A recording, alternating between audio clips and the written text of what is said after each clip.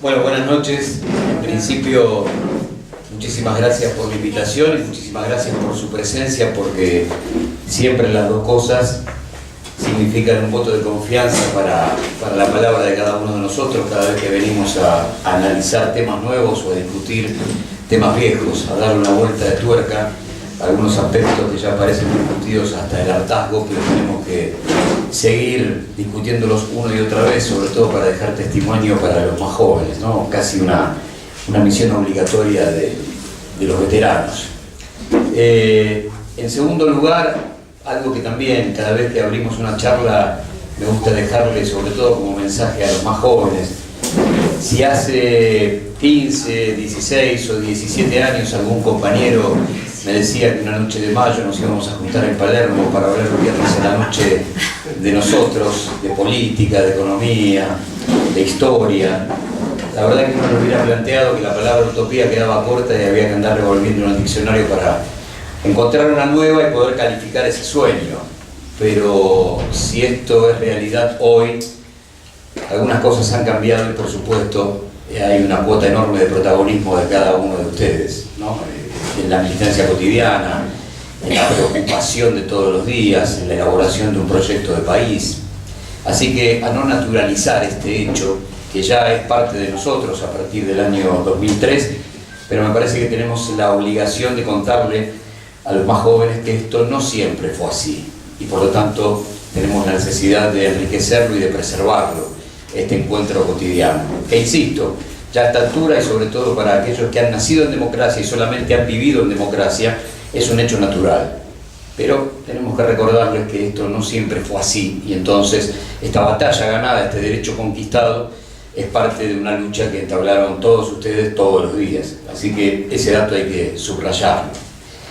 En tercer lugar, ¿desde dónde hablo? Y como para tener en claro qué es lo que van a escuchar. Uno habla desde una matriz periodística absolutamente convencido que en el pasado están todas las respuestas del presente y el futuro. Que en el archivo están guardadas todas las respuestas del presente y el futuro. Por eso cuando en la última campaña electoral presidencial nos preguntaban qué podía llegar a suceder si el neoliberalismo desembarcaba por tercera vez en la República Argentina, nosotros no armábamos una hipótesis basada en, qué sé yo, en timbiar imaginación, en timbiar, bueno, nos parece que va a suceder esto. No, era una correcta lectura del pasado. Si el neoliberalismo respetaba su manual de estilo y volvían a ser políticas ligadas a Martínez de Oz o a Cavallo las que pusiera en práctica quien viniera, no cabía ninguna duda que el final era absolutamente previsible. Por eso nosotros hacíamos simplemente de la mano una correcta lectura del pasado que podía llegar a pasar en el futuro de la República Argentina con la apertura indiscriminada de importaciones, toma de deuda alocada, fin de las paritarias, muerte de la industria nacional, etcétera, etcétera, etcétera.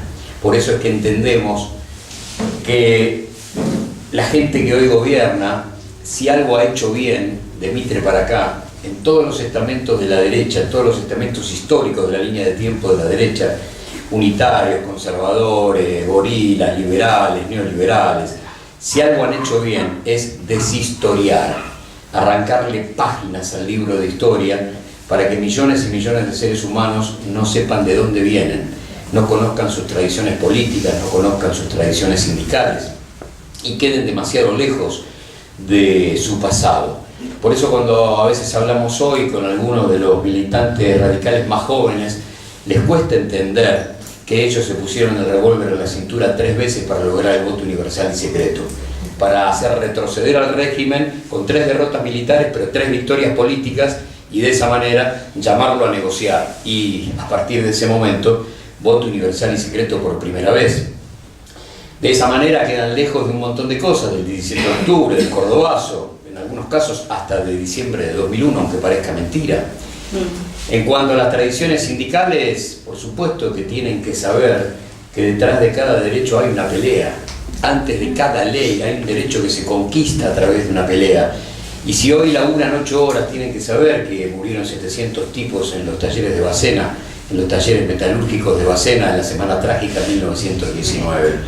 Y tienen que saber de los 1.400 fusilados en la Patagonia por solicitar en una huelga histórica un botiquín en inglés y castellano, mantas y velas. Cuando se toma contacto con ese dato histórico, bueno, de ahí en adelante se pueden empezar a entender muchas cosas. Pueden comenzar a saborear que detrás de cada derecho no hay una especie de empache de privilegios de cierto sector de la sociedad y un derrame positivo de algún derecho que se cae y se convierta en ley. Lo que hay es una pelea. Detrás de esa pelea hay una conquista, y esa conquista tiene que ver con ese otro poder real que somos nosotros.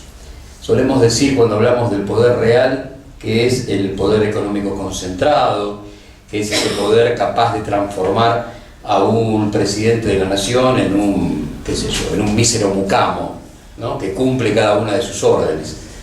Pero la otra parte, el otro 50% del poder real, son las 500.000 personas en la plaza el otro día, haciendo retroceder con su presencia, con su militancia, con su grito, porque son 500.000 almas que a veces gritan sí y a veces gritan no.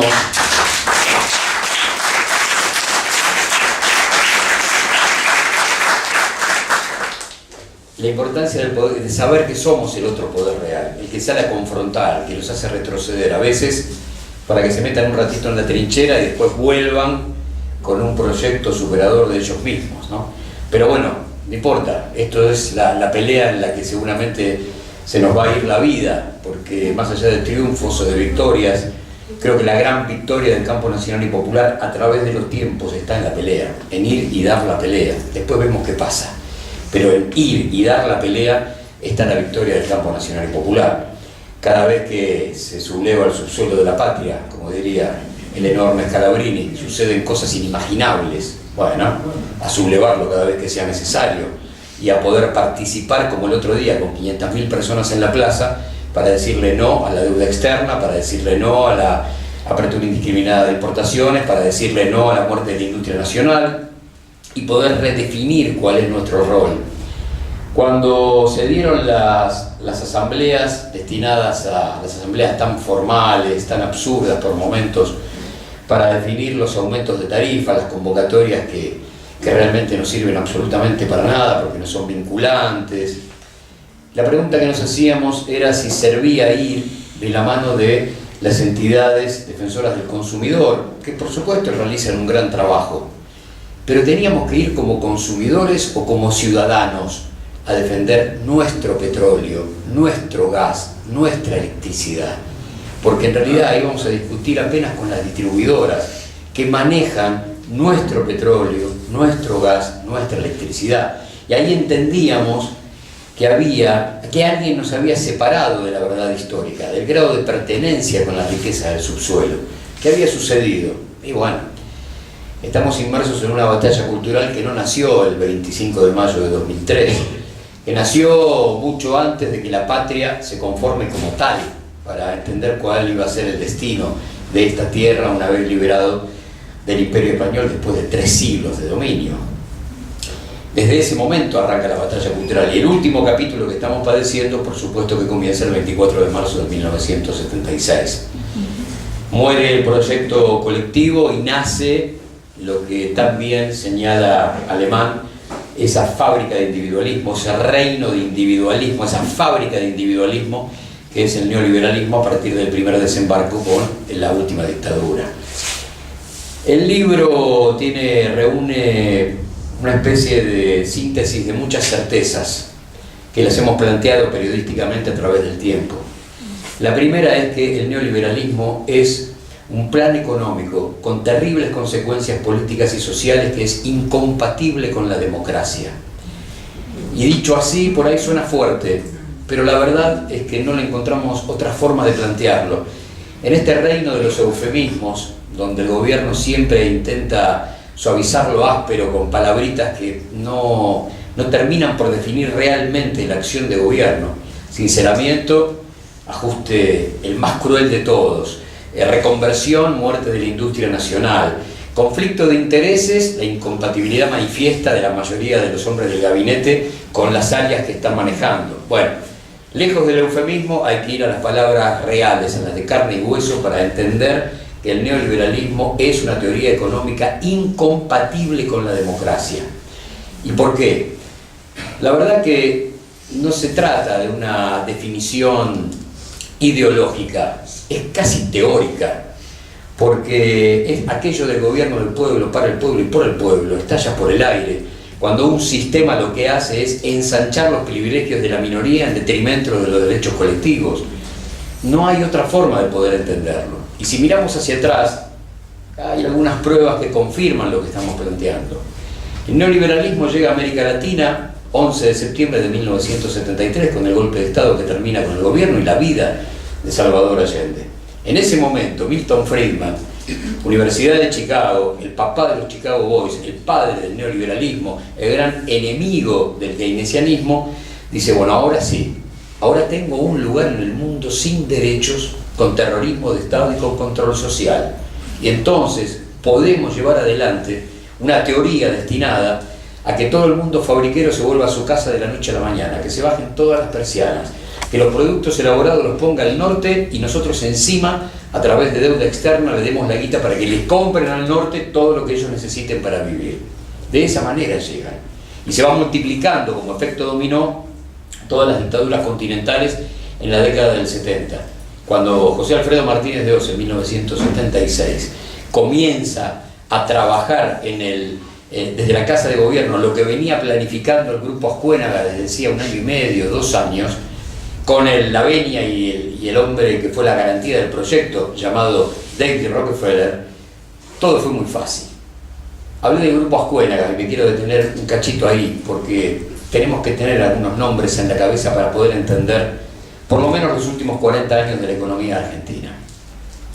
El Grupo Ascuénaga se reúne después de la muerte de Perón una vez por semana en un petit hotel de la calle Ascuénaga, que seguramente no por casualidad era propiedad de Carlos Blaquier.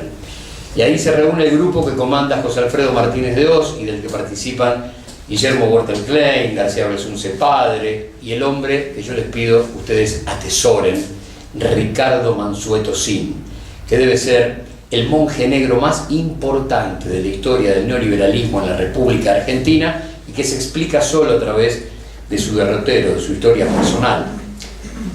Generalmente cuando hablamos de Rodrigazo, la derecha lo endilga como un fin de fiesta terrible de un gobierno populista. Y de la mano de la reconstrucción histórica y del revisionismo tenemos la obligación de contar la verdad. Ricardo Mansueto Sin era el 2 de Economía de Celestino Rodrigo, era el secretario de Coordinación Económica, era el hombre del Grupo Ascuénaga puesto en el seno de un gobierno popular en estado de descomposición. Muerto Perón, un país huérfano políticamente y deshilachado desde todo punto de vista y con la AAA y López Rega al frente de la historia. Entonces se le pide a López Rega, un hombre, para que lea lo que escribió Ricardo Mansueto Sin, cómo hacer estallar el país económico por el aire. La radiografía de la Argentina 75, mediados del 75, decía 5.000, 6.000 millones de dólares de deuda externa, 47-48% del PBI para los trabajadores, 4% de desocupación, 70-80% de trabajadores en blanco y sindicalizados. ¿Cuál era la necesidad de la noche a la mañana, a través de una cadena nacional, de anunciar un 180% de devaluación y un 300% de aumento de tarifas? Por ahí, si no me escucharon, lo subrayo. 300% de aumento de tarifas que dividió la historia de cada uno de nosotros en dos. Estamos en aumentos de tarifas que van superando el 1.200, 1.300% y la prensa hegemónica todavía ni pegó el grito, pero estamos cuatriplicando el Rodrigazo en menos de 1 año y medio. Volviendo al Rodrigazo. Cuando termina, como termina el gobierno de Isabel, Rodrigo va 4 años en cana. Aquello de los cheques de la cruzada, las denuncias de corrupción. Y Ricardo Mansueto Sin es el 3 de Economía. Es el creador de aquella frase tristemente célebre: achicar el Estado es agrandar la nación. Cuando termina la dictadura es 10 años gerente de SOCMA, hombre del grupo Macri. Lamentablemente uno llega con ciertas noticias que suelen generar este tipo de respuestas. Y terminada su labor en SOCMA, es el número 2 de la YPF de Extensoro.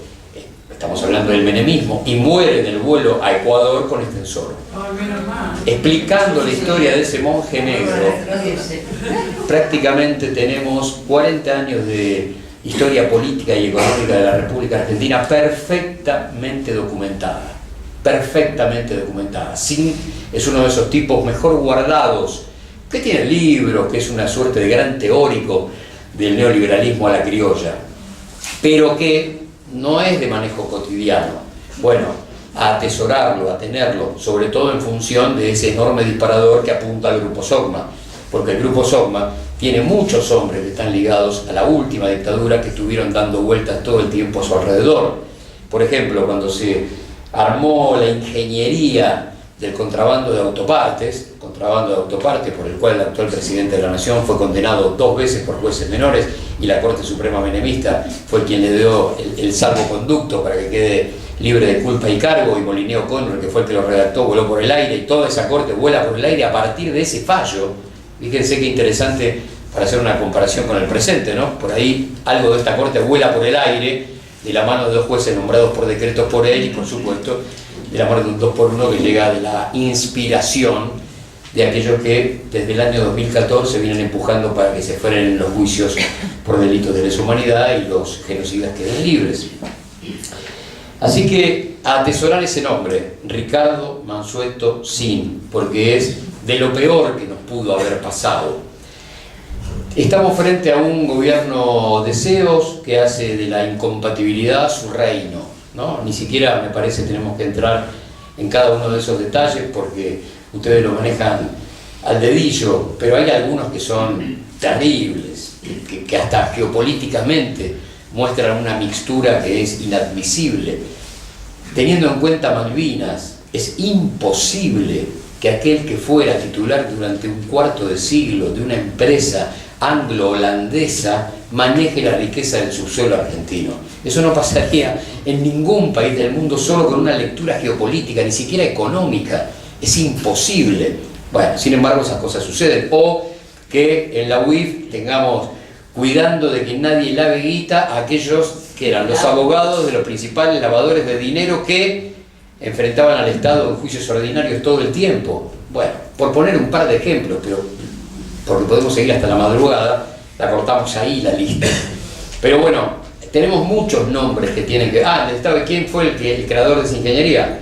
De la ingeniería del contrabando, me fui de eso. Jorge Aguado. Jorge Aguado era uno de los grandes gerentes de Soma, y estamos hablando de uno de los ex gobernadores de la provincia de Buenos Aires en tiempos de la dictadura. La lista, insisto, es muy larga, y ni hablar si empezamos a ver quiénes fueron los arietes políticos a partir de que Macri incursiona en la política, porque ahí nos vamos a encontrar con muchos más, con muchísimos más, y ni siquiera entrando en este gobierno, ni siquiera entrando en Macri presidente. Con Macri jefe de gobierno alcanza y sobra para acordarnos de Santiago de Estrada, de Pose.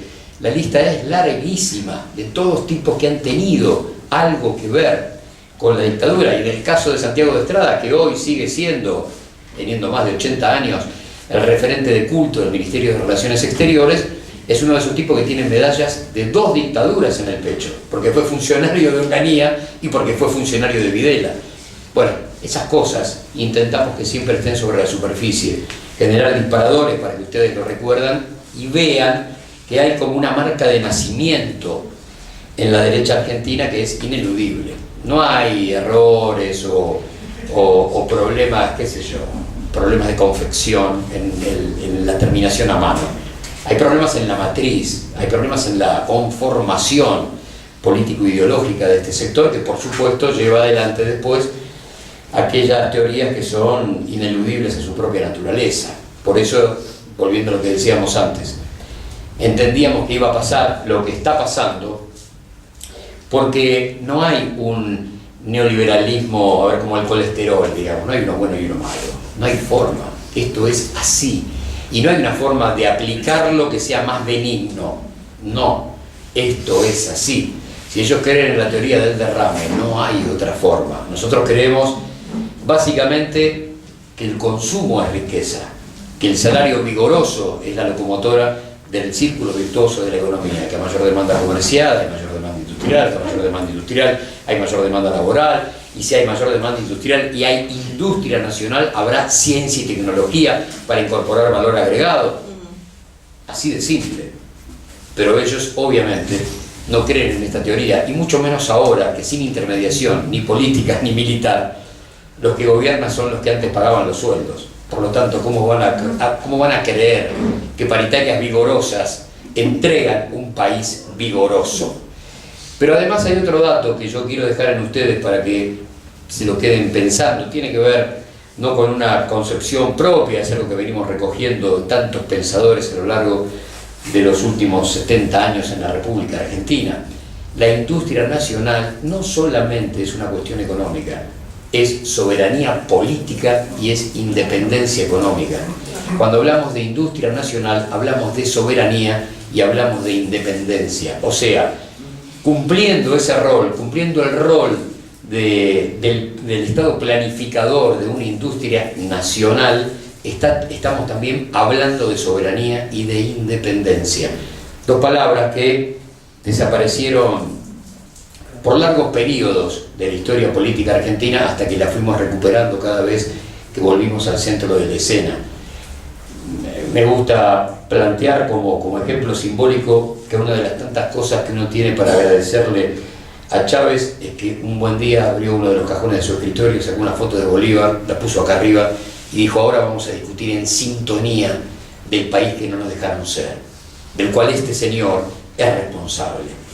Y se empezó a discutir en función de quién va a ser el dueño de la riqueza del subsuelo de acá en adelante, cómo la vamos a distribuir, cuáles son los derechos de gente que está absolutamente acostumbrada a naturalizar que se vive sin derechos. Pero la foto de Bolívar, aunque parezca un absurdo, es uno de esos ejes simbólicos, la sola foto de Bolívar, que nos lleva a discutir en esa sintonía. Y a mí me gusta plantear casi como si fuera una especie de resultado directo de esa concepción de Chávez, un par de historias que tienen que ver con nosotros y que tenemos un poquitito olvidadas. En 1806, primera invasión inglesa, los muchachos vienen aquí como a distintas partes del mundo, Sudáfrica, Oceanía, la India, en búsqueda de materias primas. Tenían las máquinas de vapor, Fulton había inventado una máquina que iba a generar la revolución industrial, y tenían los principales yacimientos de carbón de hulla, o sea, tenían el combustible. Lo que no tenían era materia prima. Entonces, en plena época victoriana, dominio de los mares, los muchachos tiran un mapa arriba de la mesa y dicen: acá, acá, acá y acá.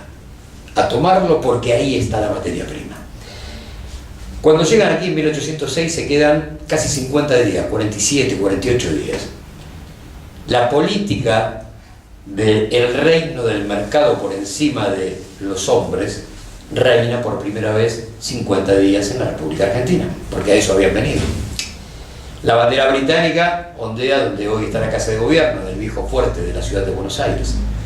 Una noche, cerca de 40 familias tocan la puerta del fuerte y le piden al general Bereford ingresar porque quieren jurar fidelidad a su majestad británica.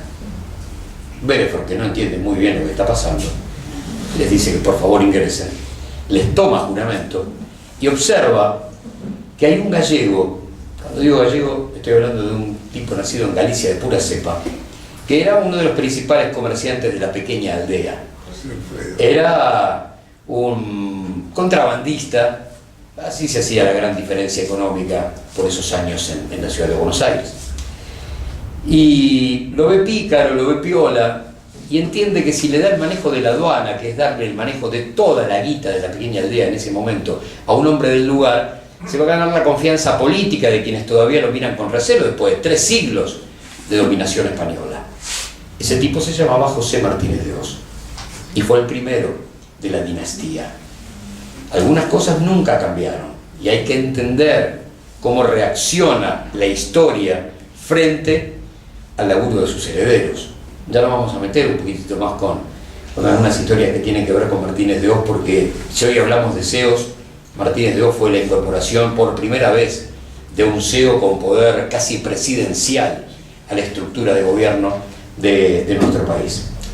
Y la otra historia tiene que ver con febrero de 1826, gobernaba Rivadavia, y estábamos ahí nomás, de arrancar la historia de la deuda externa porque faltaban muy pocos meses para el empréstito de la Bari. En ese momento, 70 granaderos llegaban después de Ayacucho, 70 tipos, después de 15 años de batallas de norte a sur y de este a oeste del continente, después de liberarlo, volvían a su lugar de origen. Pero de esos 70, 7 habían comenzado en San Lorenzo. 7 tipos habían comenzado en San Lorenzo. Habían dejado su familia, sus bienes, su vida, todo. Y cuando llegaron a Plaza de Mayo, no los conocía nadie. Nadie sabía qué representaba el color de su uniforme, nadie entendía por qué tantas cicatrices, por qué tantas heridas. Y se fueron al cuartel, el viejo cuartel del Retiro, fundado por San Martín, a entregar equipamiento, caballos. Y Rivadavia, piola, astuto, lo jubila.